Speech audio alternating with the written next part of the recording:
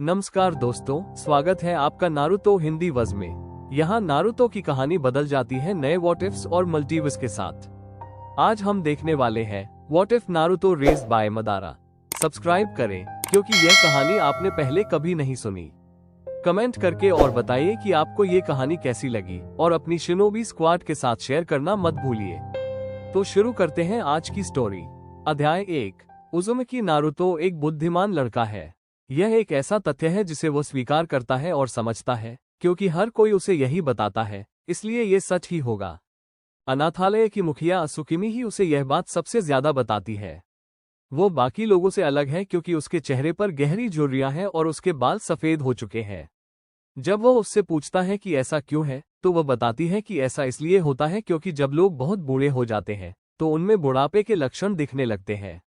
वो बुढ़िया दयालु है। वो उसे और बाकी बच्चों को कभी कभी अच्छा व्यवहार करने पर मिठाई देती है, लेकिन कभी कभी उन सबको सुलाने में उसे मुश्किल होती है। लेकिन नारुतो ने गौर किया कि सभी बड़े लोग उसके जैसे नहीं होते। कभी कभी कोई बूढ़ा आदमी होता है जिसे लोग होकागे समा कहते हैं, भले ही वो अब होकागे न हो, और वह ये देखने आता है कि जैनिन बन चुके बड़े बच्चे कैसे हैं। वो भले ही अच्छा लगता है, लेकिन वह नारुतो को अजीब तरह से देखता है। उसे बताता है कि वह नारुतो के माता पिता का दोस्त था, लेकिन नारुतो के पूछने पर भी उनका नाम नहीं बताता, यहाँ तक कि विनम्रता से भी। कभी कभी लेकिन नारुतो इस बात को नजरअंदाज कर देता है। अगर उस बूढ़े आदमी के पास उसे बताने के लिए कुछ भी अच्छा नहीं है तो नारुतो उसकी बात नहीं सुनेगा, क्योंकि सेवानिवृत्त ये शब्द उसने असुकिमी बाचान से सीखा था। होकागे उसे कुछ भी नहीं सिखाते थे और जैनिन बच्चे हमेशा उसकी अनदेखी करते थे। इसलिए उसने अनाथालय की पुरानी किताबों में कुछ ऐसा खोजने की कोशिश की जो उसकी मदद कर सके। आखिरकार उसे एक पुरानी और क्षतिग्रस्त किताब मिली जिसे अकादमी के एक छात्र ने फेंक दिया था, और बचे हुए पन्नों को सरसरी तौर पर देखने के बाद उसे उसमें पत्ती चिपकाने का अभ्यास मिला। वो इसे सीखना चाहता है। जाहिर है, चक्रा पर नियंत्रण एक ऐसी चीज है जिसे शिनोबी बनने के लिए सीखना जरूरी है, और नारुतो एक शिनोबी बनने के लिए बेताब है। उसकी यह चाहत काफी सरल थी। एक दिन जब असुकिमी बाचान की पीठ कहीं और थी, एक बड़े लड़के ने नारुतो की उम्र की एक लड़की से लॉकेट छीन लिया। लड़की रोने लगी और उससे लॉकेट वापस देने की भीख मांगने लगी, ये कहते हुए कि यह एकमात्र ऐसी चीज थी जो उसके पास थी और जिसमें उसके माता पिता के चित्र बने हुए थे। नारुतो को पता नहीं था कि वह इतना गुस्सा हो सकता है, लेकिन उसने किया और बड़े लड़के के चेहरे पर घूंसा मार दिया, ठीक वैसे ही जैसे जैनिन बच्चे बाहर रखे पुतलों को घूंसे मारते थे। लड़के के हाथ से लॉकेट गिर गया और वह लड़की से भी ज्यादा जोर जोर से रोने लगा, असुकिमी बाचान कहकर गिड़गिड़ाने लगा। लड़की का लॉकेट लौटाने पर नारुतो को जो गले लगाया गया, उससे वह इतना संतुष्ट हुआ कि उसे मिली डांट भी उसके सामने फीकी पड़ गई। ये बहुत ही रोमांचक था और तभी नारुतो ने फैसला किया कि वह एक शिनोबी बनेगा। भले ही उसे ये समझ नहीं आ रहा था कि उसे लड़ाई और लड़की के गले लगने में से क्या ज्यादा पसंद है। तब से उस बड़े लड़के ने किसी को परेशान करने की कोशिश नहीं की है। उसके मकसद को एक पल के लिए नजरअंदाज करते हुए भी उसे बाहर जाने के लिए अनुमति की जरूरत है। असुकिमी बाचान, नारुतो ने ऊपर मैट्रेन की ओर देखा। ऐसा लग रहा था कि आज वो अच्छे मूड में है। जी नारुतो कुन, वो अपनी हमेशा वाली मुस्कान देती है। क्या मैं बाहर पेड़ों के पास जा सकता हूँ? नारुतो विनती करता है। यह उसका पसंदीदा काम है क्योंकि उसे हमेशा शिनोबी बच्चों को अभ्यास करते और एक पेड़ से दूसरे पेड़ पर कूदते देखने का मौका मिलता है। हालांकि इस बार वो इसके लिए बाहर नहीं जा रहा है। असुकिमी आह भरती है, लेकिन उसकी मुस्कान गायब नहीं होती। एक और बात जो उसे उलझन में डाल देती है। नारुतो कुन, तुम ऐसा कर सकते हो, लेकिन तुम्हें मुझसे एक वादा करना होगा। किस बात का वादा? नारुतो की भौहें तन गईं। सूरज डूबने से पहले वापस आ जाना, वरना मुझे शिनोबी को बुलाना पड़ेगा तुम्हें लेने के लिए। असुकिमी ने उसे इस तरह देखा जैसे वह कह रही हो कि उसे मेरी बात नहीं माननी चाहिए। मैं वादा करता हूँ। नारुतो दृढ़ता से सिर हिलाता है। असुकिमी किसी तरह उसके बालों को सहलाकर भाग जाती है। नारुतो अपनी मुस्कान छुपाने की जहमत भी नहीं उठाता। आखिरकार उसे ट्रेनिंग करने का मौका मिल ही गया। हाताके काकाशी एक थका हुआ शिनोबी है। युवा, लेकिन थका हुआ। यह एक ऐसी सच्चाई है जिसे वो स्वीकार करता है और समझता है, क्योंकि इसका मतलब है कि उसके आसपास के लोग उससे लगातार यह कहते रहेंगे कि उसे कुछ समय के लिए आराम की जरूरत है। तीसरे शिनोबी विश्व युद्ध के दौरान और उसके बाद काकाशी का दुर्भाग्य या तो लगातार बना रहा, या फिर देवताओं ने तय कर लिया था कि इस व्यक्ति को तो बस यही सजा मिलनी चाहिए। उसका पहला दोस्त अपने साथी को बचाते हुए शहीद हो गया, जिससे उसे एक ऐसा उपहार मिला जिसकी बराबरी कोई पैसा या सोना नहीं कर सकता था, और फिर उसे कोनोहा की सुरक्षा के लिए उसी साथी को मारना पड़ा। इसके बाद उनके प्रिय गुरु का देहांत हो गया, और उनके साथ ही वो महिला भी बिछड़ गई जिसे वह अपनी बड़ी बहन मानते थे। उस समय उनके लिए हालात अच्छे नहीं थे, लेकिन उन्होंने सब कुछ सह लिया। क्यूबी के हमले के बाद सेंडाई समा ने सुनाडे को अगला होकागे नियुक्त किया। काकाशी को इस फैसले के बाद हुई तीखी बहस अच्छी तरह याद है, लेकिन सुनाडे समा ने आखिरकार हार मान ली और गोडाई में होकागे बन गई। काकाशी जानता है कि वो एक अच्छी होकागे है, हालांकि थोड़ी गुस्सैल स्वभाव की है। ह्यूगा वंश की वारिस को अगवा करने के कुमो के प्रयास के संबंध में सुनाडे की कार्रवाई ने एक नेता के रूप में उन पर सुनाडे के विश्वास को और भी मजबूत कर दिया। सुनाडे ने उनके साथ पूरी तरह से निर्दयता बरती थी। उन्होंने जानबूझकर कोनोहा की सद्भावना का दुरुपयोग किया था और हद से ज्यादा जोखिम उठाया था। उन्होंने अपने राजदूत अपहरणकर्ता की हत्या के लिए कोनोहा के खिलाफ युद्ध की धमकी दी, जिस पर सुनाडे ने जवाब दिया कि वे पहले ही 3 बार दुनिया से लड़ चुके हैं और अगर कुमो लड़ना चाहता है तो उसके बाद उनके पास लड़ने के लिए कोई गांव ही नहीं बचेगा। वो धमकियों से डरने वाली नहीं थी और वो जानती थी कि उन्हें अभी हराया नहीं जा सकता। कुमो कुरे को दुम दबाकर घर लौटना पड़ा और उनकी प्रतिष्ठा पूरी तरह से धूमिल हो गई। काकाशी इससे बेहद खुश है। इससे न केवल गैर शिनोबी की नज़र में कोनोहा की शक्ति और न्याय की भावना में सुधार हुआ, बल्कि एक निर्दोष बच्ची को अपनी आजीविका चलाने का मौका मिला और उसका परिवार भी सुरक्षित रहा। परिवार उसके लिए बहुत मायने रखता है। काकाशी मन ही मन सोचता है कि हाल ही में सहयोगी बने सुनागाकुरे भी सुनाडे के रवैये से प्रभावित हैं, जिसका प्रमाण काजेगे द्वारा सद्भावना के प्रतीक के रूप में भेजी गई बहुत महंगी खातिर की एक बड़ी बोतल है। उस रात जब क्यूबी प्रकट हुआ था, तब से पूरे 5 साल बीत चुके हैं। उसके लिए हालात बदतर तो नहीं हो रहे हैं, लेकिन कुछ उल्लेखनीय क्षणों के बावजूद वे वास्तव में बेहतर भी नहीं हो रहे हैं। वो अब भी एएनबीयू में है। अपने सेंसेई के निधन से पहले उन्हें यहाँ नियुक्त किया गया था और तब से वो कप्तान बन चुके हैं। इन दिनों सब कुछ धुंधला सा लगता है। उठना, खाना, मिशन, घर आना, खाना, नहाना, सोना, यह एक नियमित दिनचर्या है। उबाऊ भी, लेकिन उन्हें समझ नहीं आता कि इसके अलावा क्या करें। उन्हें दोस्ती और प्यार जैसे मामलों का कोई अनुभव नहीं है। वो महिलाओं को देखकर सोचते हैं कि पत्नी होना कैसा होगा, लेकिन उनमें पहल करने की हिम्मत उनमें नहीं है। वो अपनी रोजमर्रा की परेशानियों को नजरअंदाज करने की कोशिश करता है और अपने कर्तव्य पर ध्यान केंद्रित करता है। आखिरकार वो गश्त पर है। उसकी निगरानी में कुछ भी बुरा होना ठीक नहीं होगा। आखिरकार उसे अपनी विश्वसनीयता से भी लगाव है। अपने ही विचारों में खोया हुआ वो अनजाने में नदी किनारे के पार्क में भटक जाता है। काकाशी को एक लड़का दिखाई देता है जिसकी आंखें और बाल ओबिटो जैसे हैं। हालांकि उसके नुकीले बाल थोड़े लंबे हैं, जो उसे सेंसेई से ज्यादा मिलते जुलते लगते हैं। उसका चेहरा उस उम्र में ओबिटो के चेहरे से कहीं ज्यादा गंभीर और एकाग्र लग रहा है। लड़का एक हाथ में फटी हुई किताब और दूसरे हाथ में पानी की बोतल लिए हुए है। काकाशी उत्सुकता से उस लड़के की खुशबू सूंघने की कोशिश करता है ताकि पता चल सके कि क्या वो किसी परिचित से संबंधित है, और वह रुक जाता है। लड़के का चेहरा जाना पहचाना है, लेकिन उसकी गंध उससे भी ज्यादा जानी पहचानी है। वो इस गंध को अच्छी तरह जानता है और खुशी और शर्म के मिले जुले भावों के कारण उसका दिमाग सुन्न पड़ जाता है। ये लड़का अपने माता पिता से बिल्कुल भी मिलता जुलता नहीं है, लेकिन इसमें कोई शक नहीं कि वो उन्हीं का बेटा है। जीन कभी कभी अजीब होते हैं, लेकिन ये लड़का उनके परिवार के लिए ही बना था। काकाशी अक्सर सोचता है कि अगर ऐसा होता तो कैसा होता। वो बड़ा भाई होता, सेंसेई धैर्यवान लेकिन सख्त पिता होता, और कुशना जोशीली और थोड़ी शरारती लेकिन प्यार करने वाली और प्रभावी माँ होती। सरुतोबी ने उसे बताया कि नारुतो मर चुका है। सरुतोबी की मृत्यु निकट थी। उचिहा मादारा बहुत बूढ़ा है। यह एक ऐसा तथ्य है जिसे वो स्वीकार करता है और समझता है, क्योंकि इसका मतलब है कि उसका समय समाप्त हो रहा है। वो किसी भी सामान्य मनुष्य की तुलना में कहीं अधिक समय तक जीवित रहा, यहाँ तक कि उजुमकी वंश के किसी भी व्यक्ति की तुलना में भी। घाटी में हाशिरामा के साथ युद्ध और उसके बाद अपनी मृत्यु का नाटक रचने के बाद उसने दशकों तक उस डीएनए को संवर्धित करने में बिताया जो उसने अपनी आयु बढ़ाने और उस शक्ति को प्राप्त करने के प्रयास में लिया था जिसका उल्लेख पत्थर की शिला में किया गया था। लेकिन मादारा निष्क्रिय नहीं था। हाशिरामा के चक्र और शरीर पर अपने प्रयोगों के बीच वह दुनिया में घूमता रहा, ये याद करने की कोशिश करता रहा कि उसने मौलिक राष्ट्रों की युद्धग्रस्त भूमि में शांति लाने के लिए क्यों लड़ाई लड़ी थी। और कई वर्षों बाद उसे इसका उत्तर मिला, एक जिद्दी लाल बालों वाली महिला और उसके द्वारा जन्म दिए गए उतने ही जोशीले बच्चे के रूप में।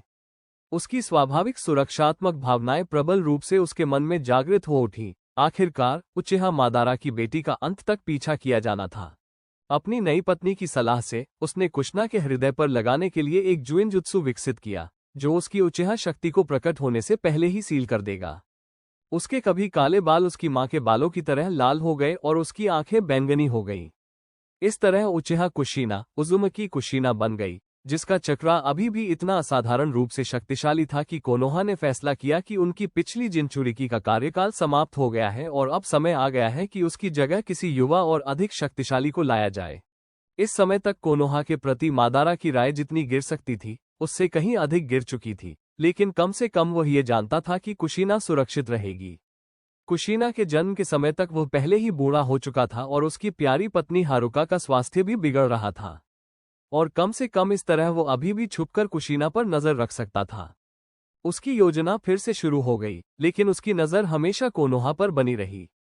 कुशना उसे हमेशा ओतो-सान के नाम से ही जानती थी, इसलिए वह अपने वंश के बारे में ज्यादातर अनजान ही रही। हारुका ने कुशना को संदेश भेजा कि उसके जाने के 1 साल बाद मदारा का नींद में ही शांतिपूर्वक निधन हो गया। उसने उसका असली नाम नहीं बताया, लेकिन उसकी खाली कब्र पर लगे पत्थर पर उजुमकी इजुना लिखा था।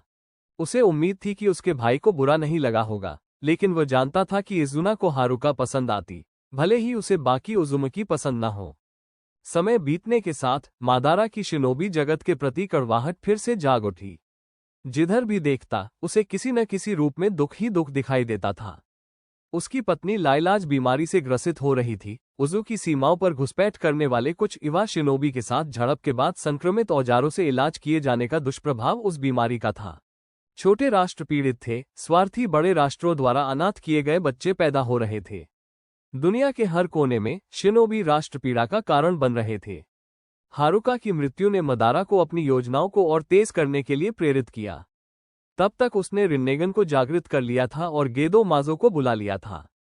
उसने उन आंखों को एक उजुमकी अनाथ बच्चे में प्रत्यारोपित कर दिया, जिसकी अपनी चक्र शक्ति उन आंखों को बनाए रखेगी, जबकि एक आंख उस लड़के पर भी रखी, जिसमें नामिकाजे मिनाटो या सैंडाइम होकागे से भी कहीं अधिक क्षमता थी। समय बीतने के साथ और ओबिटो के उसके चंगुल में आने पर उसने कुरोजेत्सु और ओबिटो को योजना को अंजाम देने का जिम्मा सौंपा और इजानागी का उपयोग करके एक बार फिर अपनी मृत्यु का नाटक किया, जिसे उसे 5 साल बाद वापस लाने के लिए प्रोग्राम किया गया था। अपनी मूल आंखें वापस शरीर में प्रत्यारोपित करने के बाद उसने दुनिया में हुए बदलावों का आकलन करने में कुछ समय बिताया और एक स्पष्ट तथ्य ने मादारा को बुरी तरह क्रोधित कर दिया। कुशीना मर चुकी है। ओबिटो द्वारा उसके शरीर से क्यूबी को निकाल लेने के बाद वह और उसका पति दोनों मर गए, जिससे मादारा को एक और बात पता चली कि कुशीना गर्भवती भी थी। लेकिन जाहिर तौर पर कुशीना के पास ऐसी समझ थी जिसके बारे में मादारा को पता नहीं था, और इससे पहले कि योनदाइम अपने नवजात बेटे में क्यूबी को सील कर पाता, उसने एक उन्नत जिकुकान निंजुत्सु का उपयोग करके उसे टेलीपोर्ट कर दिया। इस कार्य में उसकी पूरी बची हुई चक्र और जीवन शक्ति खर्च हो गई, लेकिन बच्चे में क्यूबी का कोई अंश नहीं बचा। क्यूबी के निकाले जाने पर कुशीना वैसे भी मर जाती, लेकिन मादारा ने इस बात की प्रशंसा की कि मृत्यु के कगार पर भी कुशीना ने अपने बेटे को कोनोहा के महान हित के लिए इस्तेमाल नहीं होने दिया। बलिदान तो देने ही थे, लेकिन शक्ति के काल्पनिक संतुलन को बनाए रखने के लिए कोनोहा का बीजू पर निर्भर रहना सरासर कमजोरी थी। कुशीना की मृत्यु से उसे कितनी भी घृणा क्यों ना हो, शायद यही सबसे अच्छा निर्णय था। यदि उसने क्यूबी को वापस अपने भीतर समाहित कर लिया होता, तो वो गांव के उन अधिकारियों की नजर से बच नहीं पाती जो उसका इस्तेमाल हथियार के रूप में करने का प्रयास करते। इससे न केवल द्वेषपूर्ण ग्रामीणों बल्कि अन्य लालची राष्ट्रों के लिए भी वो एक बड़ा निशाना बन जाती। मिनाटो की मृत्यु भी चक्रा की कमी और पेट में विशालकाय पंजे के वार के कारण हुई थी, लेकिन मादारा ने उसके लिए शोक नहीं मनाया। कोनोहा जैसी जगह के प्रति ऐसी वफादारी ही मादारा के लिए उसे नापसंद करने का काफी कारण थी, और अब जब उसका पोता मिनाटो के प्रभाव से मुक्त हो चुका था, तो उसे एक सच्चे उचिहा की तरह खुद से सोचना सिखाया जा सकता था। मादारा को इसमें कोई संदेह नहीं था कि मिनाटो नारुतो को गांव सर्वोपरि के जाल में फंसाने और आत्म बलिदान करने के लिए उकसाने की कोशिश करता। मादारा ने आह भरी और उठ खड़ा हुआ। उठते समय उसकी बूढ़ी हड्डियां सचमुच चरमरा उठी। वो जानता था कि उसके पास ज्यादा समय नहीं बचा है और हाशिरामा का डीएनए भी उसे ज्यादा समय तक सहारा नहीं दे पाएगा, लेकिन कम से कम वह अपने अंतिम वर्ष अपने पोते की परवरिश करने और उसे मदारा की ही तरह महान बनाने में बिता सकता था। वो इस बात का पूरा ध्यान रखेगा। हल्के नीले रंग के साथ नुकीले काले बाल। बिल्कुल सही। गहरे काले रंग की आंखें और गोरा लेकिन स्वस्थ रंग।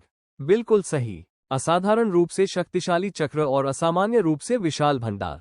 बिल्कुल सही। यह निश्चित रूप से उनका पोता था। डीएनए परीक्षण या चक्रा की समानताओं को महसूस करने की क्षमता के बिना कोई भी यह अनुमान नहीं लगा पाता कि वो कुशीना या मिनाटो का भी पुत्र है। नारुतो और युवा मादारा के बीच की समानता चौंकाने वाली थी। अगर वो अनुमान लगाते तो कहते कि 5 साल के नारुतो के पास लगभग 8 साल की उम्र में मादारा के बराबर चक्रा था। यह आसानी से उनके उज़ुमकी जीन और उचिहा जीन के संयोजन का परिणाम था। ध्यान से देखने पर उसने पाया कि लड़का नाका नदी के कृत्रिम विस्तार के पास एक पेड़ के नीचे बैठा था, जो कोनोहा के एक छोर से दूसरे छोर तक बहती थी। यह इलाका आम लोगों की आवाजाही के लिहाज से काफी शांत था। शायद इसीलिए नारुतो ने चक्रा नियंत्रण के अपने छोटे से अभ्यास के लिए इस जगह को चुना था। कोनोहा में ऐसी शांत जगह का होना उसे आश्चर्य की बात नहीं थी। यह एक बहुत बड़ा गांव था और दीवारों के भीतर कुछ बड़े पार्क भी थे जिन्हें देखकर जंगल जैसे लगते थे। उसके माथे पर एक पत्ता चिपका हुआ था। लड़के के चेहरे पर दिख रही ऊब को देखकर मदारा समझ गया कि नारुतो काफी देर से यहाँ था और उसने शायद कुछ समय पहले ही इस अभ्यास में महारत हासिल की थी। उसने मन ही मन नारुतो के धैर्य की सराहना की। नारुतो जैसे धैर्य के साथ वो शायद घंटों तक अभ्यास करता रहा होगा। फिर भी यह नियंत्रण उसके जीवन भर उसके साथ रहेगा। मदारा ने यह भी सोचा कि अब जब नारुतो ने अभ्यास में महारत हासिल कर ली है तो वह ऊब गया होगा, क्योंकि उसके पास करने के लिए और कुछ नहीं था। उसने आसमान की ओर देखा। बिल्कुल सही। अभी दोपहर का ही समय था, जिससे मदारा को लड़के का सामना करने और बात शुरू करने का मौका मिल गया। वो पेड़ों से बाहर निकला और जानबूझकर अपने पैरों को एक झाड़ी से रगड़ा ताकि लड़के का ध्यान आकर्षित कर सके। स्वाभाविक रूप से नारुतो ने उसकी ओर देखा और उसे 5 साल के बच्चे की सारी शंकाओं से घूरने लगा। नमस्कार बच्चे, मदारा ने अपनी वृद्ध भारी आवाज में अभिवादन किया, मानो किसी लबादा ओढ़े बूढ़े व्यक्ति का किसी छोटे लड़के के पास आना कोई अजीब बात न हो। हेलो, नारुतो ने विनम्रता से लेकिन अभी भी संदेह भरे लहजे में जवाब दिया। मैंने टहलते समय देखा कि तुम चक्रा नियंत्रण का अभ्यास कर रहे थे। क्या तुम शिनोबी बनने का प्रशिक्षण ले रहे हो? मदारा ने एक ठेठ बूढ़े व्यक्ति की तरह बातचीत शुरू करते हुए पूछा। हाँ, नारुतो थोड़ा शांत हुआ और उसके चेहरे पर थोड़ी खुशी झलकने लगी। अब मैं अपने माथे पर पत्ता चिपका सकता हूँ। तुम्हारी उम्र के हिसाब से तो ये बहुत ही शानदार है, मदारा ने प्रशंसा की। तुम्हें इसमें कितना समय लगा? मुझे नहीं पता, नारुतो ने ऊबते हुए कंधे उचकाए। लेकिन बहुत समय हो गया था। मैं जागते ही बाहर आ गया। तुमने पत्तियां चिपकाने का अभ्यास कैसे सीखा? अकादमी में शामिल होने के लिए तो काफी उम्र होनी चाहिए। मदारा सचमुच थोड़ा उत्सुक था। मैंने इसे अनाथालय की एक पुरानी किताब में पढ़ा था, नारुतो ने गर्व से कहा, लेकिन फिर उसके चेहरे पर झुंझलाहट भरी भौहें चढ़ गईं। किताब का बाकी हिस्सा तो पूरी तरह से खराब हो गया है। मुझे नहीं पता अब क्या करूं। मदारा के होंठ फड़क उठे। तो यही वजह थी कि वो पहले इतना उबा हुआ लग रहा था। तो फिर आप पढ़ने में अच्छे होंगे? वो बातचीत के लहजे में पूछता है। नारुतो ने गर्व भरे भाव से सिर हिलाया। वाह, असुकेमी बाचान मुझे जल्दी जाने देती हैं क्योंकि बाकी बच्चे अभी ठीक से पढ़ नहीं पाते। अपने साथियों से कहीं अधिक तेजी से प्रगति करने की परेशानियां। प्रतिभाशाली लोग अक्सर इस बात को अच्छी तरह जानते थे। जानते हो, मैं तुम्हें भी कुछ सिखा सकता हूं, मदारा ने शरारती अंदाज में कहा। कैसा? नारुतो हिचकिचाहट और संदेह को कुछ पल के लिए भुलाकर उसके पास जाता है। मदारा लगभग मुस्कुरा उठता है, ये सोचकर कि क्या वो बचपन में इतना भरोसेमंद था। अच्छा, मैं तुम्हें चक्रा को नियंत्रित करना सिखा सकता हूँ। मैं भी कभी शिनोबी था, तुम्हें पता है। एक शक्तिशाली शिनोबी, मदारा ने खुलासा किया। सच में? नारुतो को संदेह हुआ। शायद वो सोच रहा था कि एक बूढ़ा आदमी इतना ताकतवर नहीं हो सकता। क्या हम एक सौदा करें? अगर तुम आज दिन खत्म होने से पहले इस नए अभ्यास में महारत हासिल कर लेते हो, तो मैं कल वापस आकर तुम्हें निंजुत्सु सिखाऊंगा। नारुतो उत्साह से लगभग कांप रहा था। मदारा ने पेड़ पर चढ़ने के अभ्यास के बारे में विस्तार से बताया और उसका एक छोटा सा प्रदर्शन भी किया। नारुतो ने बूढ़े आदमी की हर बात ध्यान से सुनी और अभ्यास शुरू करने से ठीक पहले उसने एक सवाल पूछा। हे जी-सान, आपका नाम क्या है? अपना नाम पहले बताना शिष्टाचार है, बूढ़े व्यक्ति ने हल्के स्वर में डांटते हुए कहा। डांट सुनकर नारुतो थोड़ा शर्मिंदा हुआ, लेकिन फिर बोला, अगर यह कहानी आपको सोचने पर मजबूर कर गई हो तो एक लाइक जरूर बनता है। सब्सक्राइब करें और तैयार रहिए, अगली कहानी और भी ज्यादा इंटरेस्टिंग होने वाली है। तब तक इसे अपने फ्रेंड्स के साथ शेयर करें और आपके थॉट्स कमेंट करिए और वीडियो को लाइक करते हुए जाना।